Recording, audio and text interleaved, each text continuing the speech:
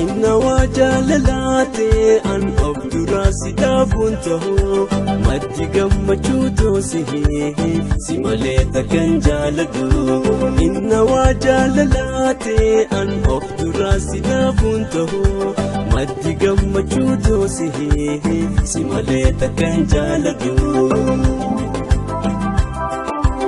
Afnehin jabatin garana lafadu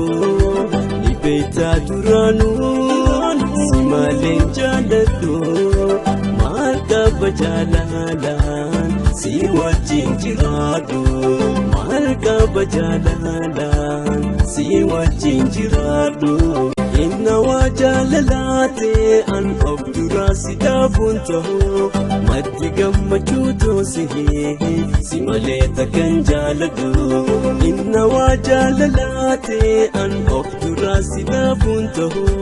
maddi gammachuu toosihi simaleta kan jaaladu